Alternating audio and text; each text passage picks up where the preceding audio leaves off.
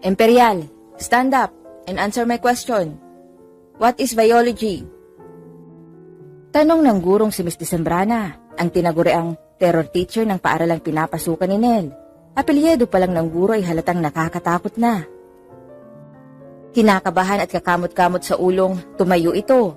Kasabay ang panginginig ng boses na sumagot ang estudyante. Juan, ano ho? I don't know the answer, ma'am. Malakas na nagtawanan ang buong klase. Quiet class, quiet. Parang naiinis na wikat sa way ng guro. High school ka na, Imperial, and yet, hindi mo alam ang sagot? That is your assignment. Understood? Maotoridad na wika muli ng guro. Yes, ma'am. Sorry ho. Don't say that. Gawin mong pinapagawa ko sa'yo. Class dismiss. Muling wika ng masungit na guro. Bago tuluyang lisanin ang kanilang classroom, muling nagtawanan ang buong klase. Kung bakit ba naman kasi natataranta siya pag nakikita ang gurong iyon, ang lakas talaga ng kabog ng dibdib niya. Hindi tuloy siya nakasagot, kahit alam niya ang sagot sa tanong nito kanina. Bagong pasok pa lang siya sa paaralang iyon, ay nalabat per sight na siya sa kanyang guro. Kahit pa sabihing dragon ito sa sobrang kasungitan, para sa kanya ay hindi naman. Sa tingin nga niya, ay ito na ang pinakamagandang babaeng kanyang nakilala. Para siyang lumilipad sa alapaap, tuwing masisilayan niya ang magandang guro. Madalas nga siyang magpapansin, kaso ay deadma lang ito. Brad, matuto ka kasing tumingin sa iba. Ang daming babae dyan na kaedad natin. Doon ka pa nagkagusto. Sinasabi ko sa'yo pare, di ka nun papatulan. Pinaglihi pa yata yun kay Gabriela Silang sa sobrang kasungitan at katapangan. Payo ng kanyang best friend na si Ram. Oo nga, andito naman ako. Singit naman ni Che, ang classmate nilang may matinding pagtingin sa kanya. He, tumigil ka. Di kita kinakausap. Singhal niya sa dalaga, na agad namang umalis ng may pagdadabog. Basta pre, siya lang ang gusto ko. At siya lang ang pinapangarap kong iharap sa altar pagdating ng panahon. Siguradong sagot niya. Good luck na lang sa'yo pare. Pagdating ng sinasabi mong panahon, baka menopause na yun, sabay iling ng kaibigan. Bukod kay Nel, ay may isa pang lalaking sundalo na nangungulit ng ligaw kay Bridget. Kung pwede lamang niyang pagbawalan iyon, ay kanya nang gagawin. Kaso sino ba naman siya? Isa lang siyang hamak na estudyante. Yun ay sundalo, siya wala siyang karapatan. Pero hindi siya papayag na makuha nun ang kanyang mahal, kaya gagawa na siya ng aksyon. Kailangang ipaalam na niya sa kanyang guro ang itinatago niyang damdamin. Kinabukasan ay agad kinuha ng guro ang notebook ng binata upang tignan kung may ginawa itong assignment. Ganun na lang ang panlalaki ng kanyang mata nang mabasa ang assignment na nakasulat doon. Dear Ma'am Ganda, alam mo, gusto kita. Mahal kita. Matagal na. Hindi ko lang masabi sa'yo dahil nahihiya ako sa'yo. Sana'y mahal mo rin ako. I love you. Nagmamahal, Nel. Halos naningkit ang kanyang mga mata. Umusok ang kanyang ilong sa nabasa. Kinuha niya agad ang pulang ballpen at agad niyang sinulatan ito. Mahalin mo muna ang grades mo. Mag-aral ka muna bata. Palagi nang ganun ang senaryo tuwing mag-check siya ng notebook ng kanyang estudyante. Palagi ang may love letter na nakasulat sa notebook ni Nel. Nakalaunay nagpapakilig na pala sa kanya. Unti-unting nahuhulog na pala ang loob niya sa kanyang estudyante. Paano ba naman? Araw-araw na sinisingitan nito ng bulaklak ang kanyang libro. Lagi itong nakaabang sa kanya upang tulungan siya sa kanyang mabibigat na dalahin. Seryoso ka, Bridget? Don't tell me. Bahal mo na rin ang bagets na yon. Alam naman natin na bawal yon. Pwede kang matanggalan ng lisensya. Maniwala ka. Pinilit ko siyang iwasan. Hanggang sa makakaya ko. Hanggang sa nagising na lang ako isang araw. Mahal ko na rin siya. Mahal ko na si Nel. Anong gagawin ko? Dismayado niyang pagtatapat sa kapwa guro at kaibigang si Rean. Batid niyang ito lang ang makakaintindi sa kanyang kalagayan. Naiintindihan ko naman ang iyong damdamin. Pero natatakot ako para sa'yo, Bridget. Isa pa, napakabata pa ni Nel. Maaring paghanga lang ang nararamdaman niya sa'yo. Katulad ng ibang kabataan dyan. Maaari pang magbago iyon pag tumagal. Baka makahanap din siya ng iba na kasing edad niya. Pero nasa'yo pa rin syempre ang desisyon kung papatulan mo ang batang iyon. Kaya lang, mag-iingat ka. tura ng kaibigan niya. Pinilit kalabanin ni Bridget ang nararamdaman para sa binata, kung kaya't hanggat maaari ay iniwasan niya ito.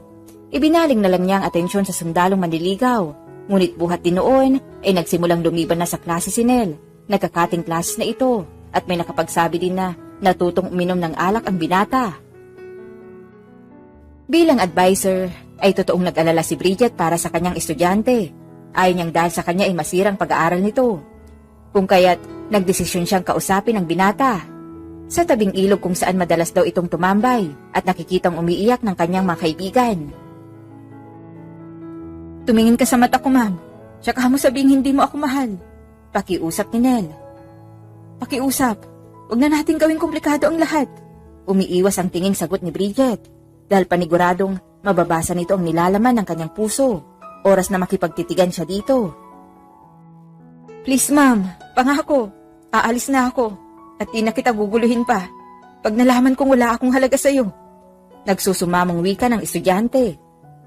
Oo na. Aaminin ko. Mahal kita. Mahal na din kita, Nell. Sa wakas ay pagtatapat ng guro. Nang marinig iyon ni Nell, ay nanginang ang kakaibang ligaya sa kanyang mata. Nagawa niyang lakawan ng halik sa labi ang guro. Yes! Sa wakas kami na! Sigaw nito. Hoy!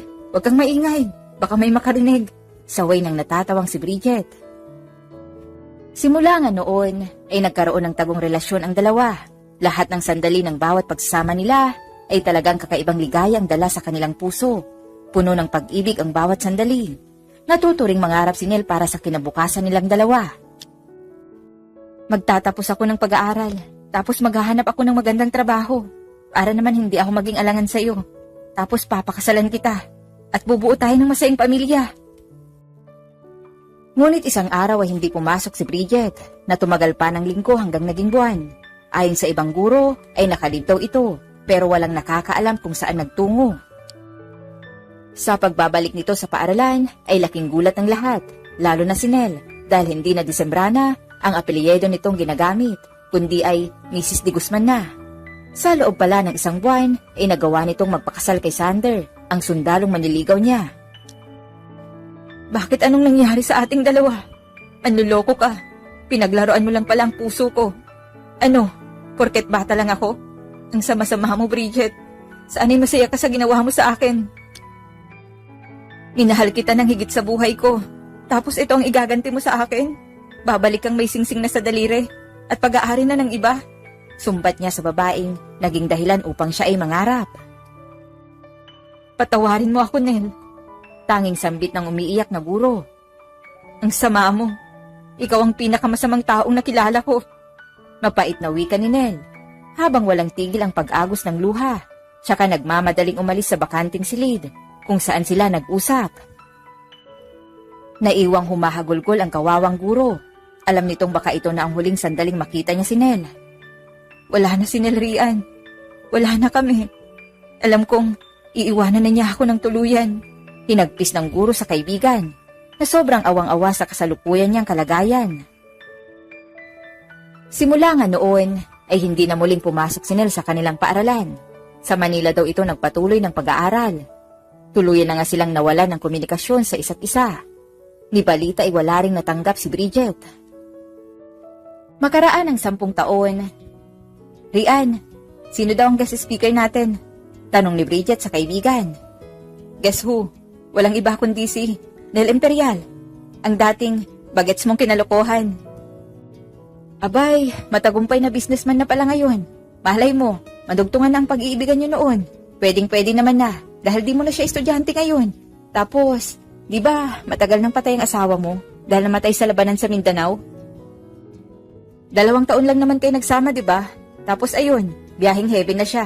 Yun ay kung papapasukin siya doon sa San Pedro. Nanunuksong wika ng pilya niyang kaibigan. Maluwag na napangiti si Bridget dahil sa kabila ng mapait na nagawa niya noon sa binata, ay nagtagumpay pala ito sa buhay at naabot ang mga pangarap. Talaga ba? Makikita ko na pala siya ulit. Hindi ka ba nagbibiro? Tanong niya sa kaibigan. Matagal na niyang hinahangad na makitang muli ang dating kasintahan. Naroong mag-research siya sa internet at magtanong-tanong sa ibang kakilala. Pero hindi niya talaga ito matagpuan. Sadya yatang tinaguan siya ng gusto ni Nel dahil naglaho itong parang bula.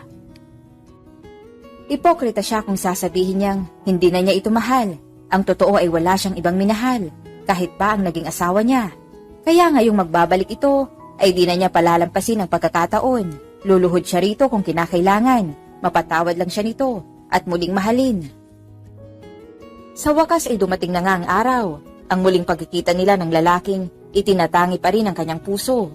Ngunit laking pagkadismay niya dahil ang inaasahang pagtatagpo nilang dalawa ay mas malamig pa sa yelo ang naging pakikitungo sa kanya ng dati niyang minahal. Kinausap lang siya nito nang imbitahan siya sa nalalapit na engagement party nila ng kanyang kasintahan, ang dati niya ring estudyante at kaibigan ni Nel na si Che. Congratulations sa inyong dalawa. Excuse me lang ha, may gagawin lang ako. Nagmamadali siyang pag-iwas sa harapan ng lalaki dahil sa naramdamang pagkabigo na tila pinipiga ang kanyang puso. Parang hindi siya makahinga sa sakit at sandali na lang ay babagsak na ang kanyang luha. Nagtatakbo niyang tinungo ang kanyang classroom at doon ibinuhos ang hapdi at sakit. Mabuti na lang wala ng estudyante doon. Ngayon ay alam na niya ang naramdaman noon ng binata nang magpakasal siya kay Sander. Hindi na sana attend si Bridget sa okasyong iyon, pero pinilit siya ng kaibigang si Rean. Halos silingin niya sa mga sandaling iyon na sana'y kunin na siya ng may kapal. Dahil buhat sa malayo ay tanaw na tanaw niya ang paglalambingan ng dalawa.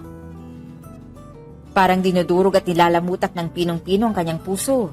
Halos mamatay siya sa sobrang inggit at selos. Siya sanang babaeng iyon. Nakakabaliw palang pagmasdan na masaya na sa piling ng iba ang taong kanyang minamahal ng sobra. Alak ang naging kasangga ni Bridget ng gabing iyon. Natigil lang siya nang may umagaw sa kanyang baso. Tama na yan, ma'am. Lasing ka na. Awat ni Nel sa kanyang paglalasing. Wala kang pakialam. Pag-iinom ako hanggat gusto ko. Mapait niyang sagot dito.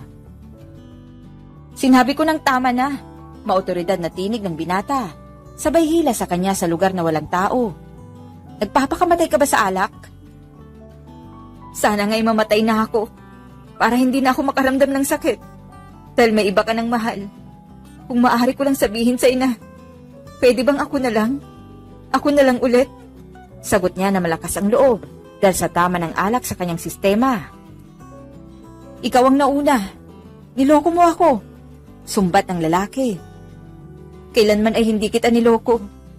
Nel, pinagsamantalahan ako ni Sander noon. Kaya napilitan akong magpakasal sa kanya upang ibangon ang nawala kong dangal. Nalaman niya ang tungkol sa atin at tinakot akong isusumbong sa mga nakakataas sa DepEd. Nagbanta rin siya. Napapatayin ka niya kung hindi ako pumayag magpakasal sa kanya noon. Napilitan niyang pagtatapat sa binata. Hayop siya. Sabay suntok sa pader. I'm so sorry. Hindi ko alam. Wala akong nalaman. Gustong gusto ko siyang patayin gamit ang aking mga kamay dahil sa ginawa sa'yo ng hayop na yun. Sa atin. Galit na galit at sumisigaw si Nel. Tapos na yun. Huminahon ka. Matagal na siyang patay. 2 taon lang naman ang mala-impyerno kong pakikisama sa kanya. Impyerno dahil sa pambubugbog niya sa akin. Namatay siya sa isang labanan noon. Kaya wala ka nang dapat alalahanin pa. Sinabi ko sa iyong lahat, hindi para kaawaan mo ako, kundi para malaman mo ang katotohanan kung bakit nagawa kong magpakasal ng biglaan noon. Siguro, ito na ang huli nating pagkikita. Paalam, Nel. Hangad ko ang kaligayahan mo sa piling ni Che. Maging masaya ka sana. Lumuluhang paalam ni Bridget sa lalaking tanging minahal. Simula nang malaman ni Nel ang lahat, ay naging balisa ito at tila laging malalim ang kanyang iniisip. Siya bang iniisip mo, Nel? Tanong ni Che. Sino? Iwas naman ni Nel. Huwag na tayong maglokohan. Alam kong hanggang ngayon ay siya pa rin ang minamahal mo. Si Ma'am Bridget. Hindi ako tanga. Ramdam na ramdam ko iyon. Kung ganoon, handa kitang palayain kahit masakit. Malungkot na wika ni Che. Ngunit, paano ang kasal natin? Paano tayo? Turan naman ang binata. Wala nang kasalang magaganap, Nel. Hindi ako maramot na babae. Hindi ko rin kayang magpakasal sa isang taong magiging akin ang katawan. Ngunit pag-aari ng iba ang puso't isipan. Handa akong magparaya. Dahil ganun ang tunay na nagmamahal. Handang magsakripisyo. Alang-ala sa kanyang minamahal. Hindi ko pwedeng ipilit ang sarili ko sa'yo. Dahil sa huli, alam kong pares lang tayong masasaktan. Huwag kang mag-alala sa akin. Magiging okay din ako. Makakamove on din ako. Kilala ko ang sarili ko. Pilit ang ngiting sumilay sa labi ng dalaga. Salamat, Che. Mapalad ang lalaking susunod mong mamahalin. Sayang nga lang at di ako iyon. Pero ipagdadasal ko na makatagpo ka ng higit sa akin. Mag-iingat ka palagi. Niyakap niya ng mahigpit ang dalaga dahil sa ginawa nitong pagpapalaya sa kanya. Ngayon ay malaya na siya muli. Malaya na siyang mahalin muli ang kanyang dating guro. Ito na yata ang pinakamalungkot at pinakamasamang araw para kay Bridget. Dahil ito ang araw na ikakasal ang pinakamamahal niyang lalaki. Tinatamad siyang pumasok dahil walang kasigla-sigla ang kanyang katawan. Mugto ang mata niya sa kakaiyak, pero mas pinili pa rin niyang pumasok sa trabaho. Nagulat siya sa tinig ng kanyang mga estudyante. Di yata't may biglaan silang bisita ngayong araw. Nang tignan niya ang bisitang nasa bukana ng pintuan, ay parang di siya makapaniwala. Nel? Nabigla niyang sambit. Gwapong-gwapo ito sa suot, habang daladala ang kumpol ng mga bulaklak. Pwede ba akong makisit-in, ma'am? Tanong nito. Ha? Pasok. Maupo ka. Alok niya dito. Pero bago ang lahat, ma'am, may gusto lang akong malaman. Ano yun? Sagot niyang halos hindi makapagsalita. Dahil sa sama-samang emosyong kanyang nararamdaman ngayon. Ano ang grado ko sa puso mo? Kindat ni Nel sa kanya. Tilian ang mga estudyanteng nakikinig pala sa nakakakilig nilang usapan. 100%. No, 200 pala. Napipilit ang amin niya sa nararamdaman. Kung ganun, pasadong-pasado pala ako sa puso mo. Mas lumawak ang ngiti ng papalapit na binata. Nel, di ba't kasal mo ngayon? Anong Mamaya na natin pag-usapan yan, ma'am. Saway agad ang binata sa kanya. Kung panaginip lang lahat ng nagaganap ngayon, ay parang ayaw nang magising ni Bridget. Nagulat pa siya nang biglang lumuhod sa kanyang harapan ang binata. Will you marry me, Ma'am Ganda? Nangungusap ang mga matang wika ni Nel sa babaeng kanya talagang sinasamba noon pa man. Agad tumulo ang luha sa mga mata ni Bridget, pero ngayon ay tiyak niyang luha iyon ng kaligayahan. Tanggap agad, ma'am. Huwag nang patagalin pa. Baka mamaya makawala ulit si Sir. Buliyaw sa kanya nang makukulit niyang estudyante. Tumigil kayo. Moment ko to. Saway niya sa mga bata. Oo naman. Ang tagal kaya kitang hinintay. Magpapakipot pa ba ako? Wala nang bawian to ha. Agaran niyang sagot sa binata. Mahal kita, Ma'am Ganda. Wala akong ibang gustong makasama kundi ikaw lang. Habang buhay. Matamis na wika ni Nel sa kanyang iniibig. Habang isinusuot ang engagement ring. Nel, hindi mo lang alam kung gaano ako kasaya ngayon. Mahal na mahal kita. Tugon naman niya na halos gumaralgal ang boses sa sobrang kaligayahan. Kasalan na! Sigawan muli ng mga makukulit na estudyanteng kilig na kilig sa kanilang nasaksihan. Ngayon ay nakakasiguro silang dalawa na sa kabila ng pangit na nangyari noon ay sa simbahan pa rin pala ang tuloy ng kanilang pagmamahalan. Hindi na sila papayag na may humadlang pa. Hahamakin nila ang lahat para sa pagmamahalan.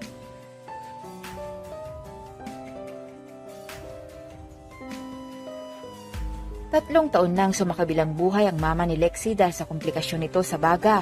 Kaya naman ang kanyang ama na isang general sa Philippine Army na lamang ang nagpalaki sa kanya. Nag-iisang anak lamang ang dalaga, kaya mahal na mahal siya ng kanyang ama. Halos lahat ng gustuhin niya ay ibinibigay nito. Mamahaling gadgets, mga damit, sapatos at iba pa. Sa kabila ng lahat ng iyon, ay naging mabuting anak ang dalaga at hindi naging pasaway. Oh, bagay na bagay sa iyo iyan. Tuwang-tuwang sabi ng matalik niyang kaibigan na si Maui. Hawak-hawak nito ang isang kulay kahel na bestida na sobrang iksi at malalim ang tabas sa bandang dibdib. Sapat na upang mabuyangyang ang malaki niyang hinaharap. Hindi ba ako magmumukhang bayaran nito? Naiilang na wika niya. Hindi niya maitatangging maganda ang damit. At gusto rin niya ang kulay na yun. Kaya lang, ay sobra naman yatang malaswa iyon. Loka, hindi kaya. Bagay na bagay sa'yo ito. Kung gusto mong maging successful ang binabalak mo mamaya, ay eto ang suotin mo. Hindi naman siguro uuwi ng maagang papa mo, di ba? Paninigurado nito. Mamayang gabi ay may gaganaping party sa bahay nila. Inimbitahan niya lahat ng kaklase niya. Ilang araw na lang ay gagraduate na sila sa kursong nursing. Kaya nag-organize siya ng simpleng salo-salo. Sabik din siya dahil hindi lamang kaklase niya ang dadalo sa pagtitipon na yun. Pupunta rin doon ang lalaking nagpapatibok sa kanyang puso, si Archie. Plano niyang akitin ang napakagwapong binata para tuluyan na itong mapasa kanya. No, hindi siya uuwi ngayon. Ang sabi niya sa akin ay nasa Batangas siya para sa isang mahalagang conference. Ay solong-solo natin ang bahay. Ito na ang huling chance ko kay Archie. Dapat, walang istorbo. Sagot niya sa kaibigan. Si Archie ay kanyang kababata. Mas matanda ito ng 2 taon sa kanya. Isa itong sundalo na hawak ng kanyang papa. Matalik na kaibigan ng ama niya ang mga magulang ng binata, na mga sundalo rin. Bukod sa maamo nitong muka ay maganda rin ang pangangatawan nito, na para bang isang makisig na prinsipe. Kaya humaling siya rito. Alam niya naman na ang tingin sa kanya ni Archie ay isang nakababatang kapatid lang. Nginingitian nga lang nito ang mga pagpapapansin niya. Paminsan-minsan ay nagnanakaw siya ng tingin kapag nasa bahay nila ito. Bigla na lang itong susulyap sa kanya at kikintatan siya. Para naman siyang hihimatayin sa kilig, kahit pa alam niyang biro lang iyon para kay Archie. Dahil gwapo, ay marami na rin itong naging nobya. Sino ba naman kasing babae ang hindi magkakagusto at magkakandara pa sa isang tulad ni Archie? Na gwapo na, ay matalino pa. Sa tagal ng panahon, ay unti-unting lumalim ang pagtingin niya sa kanyang kababata. Ito ang sumusundo sa kanya sa eskwela kapag hindi pwede ang papa niya. Tinutulungan din siya nito sa paggawa ng homeworks at projects niya. Napaka-protective ito sa kanya. Pantay sarado ang binata sa mga manliligaw niya, kaya nga walang nakakatagal sa mga iyon. Kaya ng gabing iyon ay pagkakataon na niya upang mapansin na talaga siya ng lalaking pinakaiibig niya at para tuluyan na itong mahulog sa kanyang mga kamay. Kailangan niyang matiyak na si Archie ay magiging kanya. Hindi siya papayag na mapunta ito sa iba. Nagulat siya nang malamang magpapakasal na ang binata. Hindi niya naman kasi sinasadyang marinig ang pag-uusap ng papa niya at ni Archie. Ang sabi ng binata ay magpapakasal na ito sa napupusuan nitong dalaga. Magpapakasal ka na, iho? Sino naman ang maswerteng babae? Tanong ng papa niya. Yes, tito. Actually, hindi niya pa alam ang balak ko. Sasabihin ko pa lang sa kanya. Naghihintay lang po ako ng tamang tiyempo. Alam mo, tito, mas maswerte ako sa kanya dahil napakabuti niyang babae. Tugon ni Archie. Talaga, iho? Excited na ako makilalang mapapangasawa mo. Masayang sabi ng papa niya. Nang marinig niya iyon ay gusto niyang magalit at sigawan ang papa niya. Hindi ba nito naisip ang mararamdaman niya? Kaya naisip niyang akitin ang binata sa party. Gagawin niya ang lahat para may mangyari sa kanila, para hindi matuloy ang kasal nito sa bisit na babae, na gusto nitong makaisang dibdib. Wala siyang pakialam kung sabihin nila itong mga agaw, kabit, desperada at iba pa. Mahal na mahal niya si Archie at ipaglalaban niya ito. Mabilis na nagdaan ang mga oras at nagdatingan na nga ang mga bisita niya. Maya-maya ay dumating na rin ang kababata niyang si Archie. Napakagwapo nito na nakasuot pa ng sundalong uniform. May dala itong bulaklak na rosas na sigurado niyang para sa kanya. Ugali na kasi ng binata na binibigyan siya ng bulaklak kapag may salo-salo sa kanila at rosas ang palagi nitong binibigay sa kanya dahil iyon ang paborito niyang bulaklak. Binulungan niya ang kaibigang si Maui na ito muna ang bahala sa mga bisita niya dahil may importante pa siyang misyon sa gabing iyon. Nang makita siya ng binata, imbis na batiin siya ng nakangiti, gaya ng ginagawa nito kapag pumupunta sa bahay nila, ay iba ang naging aura ng mukha ng binata. Nakasimangot ito at parang dismayado. Sa ekspresyon nito, ay biglang nakaramdam ng kaba si Lexi. Inabot nito sa kanya ang bulaklak, pero di pa rin itong umingiti. Good evening, malamig nitong sabi. Nakasimangot din siya sa tinuran ng binata. Iyan lang ba ang sasabihin mo? Di ka man lang ba nagandahan sa suot ko? Sa akin. Sunod-sunod niyang sabi sa isip, pero hindi niya iyon kayang masabi ng harap-harapan. Good evening din. Anya'y sabay hawak ng mahigpit sa braso ni Archie at hinila niya ito papasok sa kwarto niya. Oh, bakit mo ako dinala dito? Nag-aantay ng mga bisita mo sa labas. Tsaka, bakit mo ba ako inimbita? Mga klase mo ang mga narito. Sabi ng binata. Siyempre, magkababata tayo, di ba? Dapat sa mga espesyal na salo-salong ganito ay narito ka rin. Hindi ka na iba sa akin at hindi na din ako iba sa'yo, di ba? Tsaka, hayaan mo sila dun sa labas. Nag-enjoy naman sila kahit wala ako. Maraming pagkain at inuming doon, kaya hindi sila maiinip. Ang mahalaga ngayon, tayong dalawa, Archie. Lakas loob niyang sabi. Mas lalong napasimangot ang binata sa sinabi niya. Ano bang kalokohan ito, Lexi? Tanong nito. Hindi nagpatumpik-tumpik pa ang dalaga at niyakap ng mahigpit ang kababata. Pinupog niya ito ng halik sa pisngi. Hindi ka ba naghagandahan sa akin, Archie? Tignan mo ako. Napaka-sexy ko, diba? Sige na, halikan mo na ako, Archie. Ang akala niya ay maakit niya ito, ngunit nagkakamali siya. Hinawakan nito ang braso niya at inilayo ang halos nakabuyangyang na niyang katawan. Stop it, Lexi! Ano ba itong ginagawa mo? Pahiya ka nga! Inis na sabi ng binata sa malakas na tono. Tsaka lamang siya nahimasmasan sa sinabing iyon ni Archie. Bigla siyang nagkaroon ng hiya sa sarili. Ayusin mo nga yung sarili mo, dahil darating na ang papa mo. Tumawag siya sa akin. Hindi daw natuloy ang conference sa Batangas, kaya pauwi na siya rito. Ibigyan kita ng 10 minuto para magpalit ng damit at burahin mo yung makapal na makeup sa mukha mo. Matigas nitong sabi sa kanya. Ang sama ng loob ni Lexi sa mga sandaling iyon. Pahiyang-pahiya siya. Halata naman kasi kung ano ang intensyon niya. Pero tinanggihan pa rin siya ni Archie. Siguro ay ayaw talaga nito sa kanya. Kapatid lang talaga ang tingin ng binata sa kanya. Na mahal talaga nito ang pakakasalang nobya. Kaya kahit anong pa-cute niyang gawin, ay hindi siya nito napapansin.